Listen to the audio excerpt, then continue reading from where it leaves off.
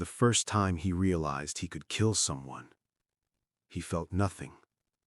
No shaking hands, no racing pulse, no sudden wave of guilt. Just a quiet calculation, distance, wind, breathing rhythm. And when the shot broke, the silence inside him was louder than the rifle. That silence scared him, because war doesn't just test your body, it rewires your mind. Not all at once, slowly, quietly, one decision at a time, one breath at a time, one shot at a time. Before he was a sniper, he was a candidate. 60 pounds of gear pressing into shoulders that weren't ready yet. Carolina humidity thick enough to feel drinkable. Instructors watching without expression. 70% won't make it. They say it like weather. Not as warning. Not as threat. Just fact. You are being measured. But not for strength. Not for aggression. For patience. For stillness. For control. The first week isn't shooting. It's disappearing. Low crawling across open terrain. Instructors scanning with binoculars.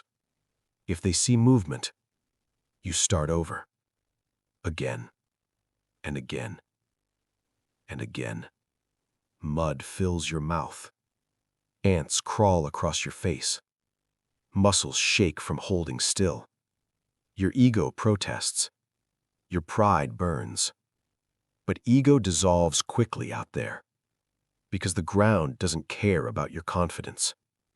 The sniper's greatest weapon isn't his rifle. It's invisibility. Physical, mental, emotional. He watches candidates quit. Some loudly, some quietly. One morning, a bunk is empty. Gear folded.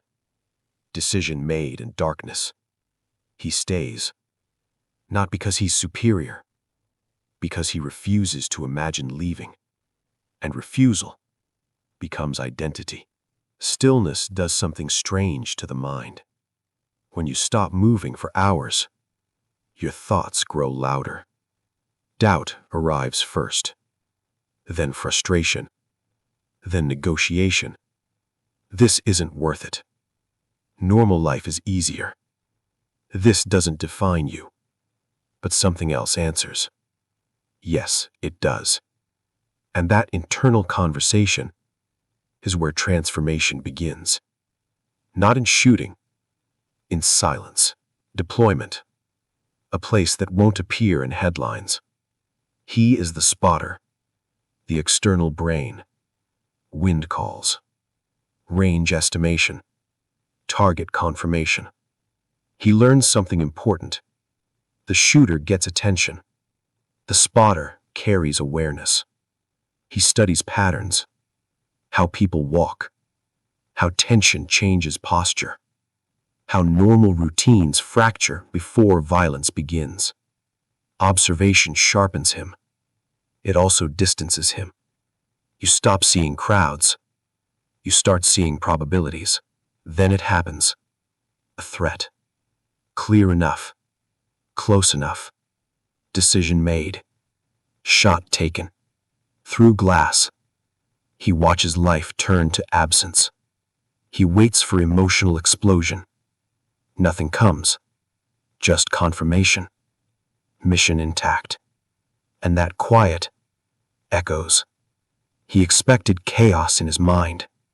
Instead, there is clarity.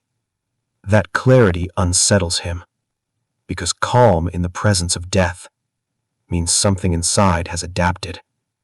War isn't loud internally. It is focused, hyper-focused, and focus can feel peaceful. That is what people who have never been there confuse. You think trauma looks like panic. Sometimes it looks like calm. He becomes the shooter. Now the trigger rests under his finger.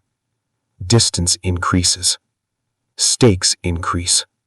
Responsibility increases. Shots become routine. Breath, pause, squeeze, follow through, move. But routine does not mean simple. Routine means controlled. Then comes the mission that shifts him again. Hostages confirmed. Time limited. Distance extreme. Wind unstable. Hours of waiting. Watching human lives move inside a building. Seeing fear through glass. When the moment arrives, it is brief. He calculates. Trusts training. Trusts instinct built from thousands of repetitions. The trigger breaks. Later, lives are saved. He feels something different this time. Not pride, not excitement, something heavier. Because saving life by taking one is a paradox the mind struggles to organize. Then comes error, bad intelligence, wrong identification, technically perfect shot, morally imperfect outcome, cleared officially, but not internally. The face remains. He learns that memory does not obey reports. Reports close cases. Memory keeps questions open. Sleep grows thin. Silence grows heavy. He does not fall apart. He carries it. Because carrying weight means conscience survived. And conscience is the only thing separating discipline from danger. He returns as instructor. Now he stands where judgment once stood over him. He sees patterns instantly. The strong ones burn out fast. The calm ones endure. The ones who treat failure as information adapt faster than the ones who treat it as insult. Teaching exposes something unexpected. Combat sharpened him. Teaching deepens him. Explaining discipline forces him to understand it fully. He realizes, sniping is not about killing. It is about control. Control of breath. Control of ego. Control of decision. Control of action. Without control, skill becomes reckless. But something uncomfortable emerges. He misses deployment. Not violence. Clarity. Combat simplifies life. Everything unnecessary disappears. Only mission remains. Civilian life is layered, complicated, ambiguous. He realizes war gave him structure, and losing structure feels disorienting. That realization frightens him, because if war defines you, who are you without it? He leads now. Younger soldiers look to him for certainty. He rarely feels certain. He feels responsible. There's a difference. Every operation becomes a moral equation. Risk versus necessity. Action versus patience. He stops chasing perfection. He prioritizes judgment. Because judgment protects more than precision ever will. One long-distance shot builds legend. The team retells it, inflates it. He lets them. Morale matters. But privately, he knows. Luck participated, and humility keeps him sharp. One night, target partially confirmed. Pressure to act. Time closing. Instinct whispers caution. He waits. Window closes. Later, intelligence reveals he was right to wait. Restraint prevented tragedy. No one celebrates restraint. But that night he sleeps, and sleep becomes rare currency. At home he scans rooms unconsciously, sits facing doors, maps exits, measures hands.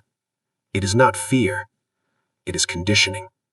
His nervous system does not distinguish supermarket from street corner overseas. He learns something critical. Training the mind for survival is easier than retraining it for peace. He feels divided. The civilian, the operator, both real, both authentic, but not fully integrated. Sometimes he feels like he's observing himself in conversation, as if a part of him remains outside, watching, assessing. Adaptation creates strength, but it also creates distance. New systems calculate instantly, remove human error, but human hesitation is sometimes the only thing that prevents irreversible mistakes. Automation removes doubt. Doubt forces thought. Thought forces conscience. He warns younger operators. Never let equipment decide what only judgment should. Years stack. Knees ache sooner. Recovery slower. But awareness sharper. He no longer seeks intensity. He seeks balance. He understands something simple. Skill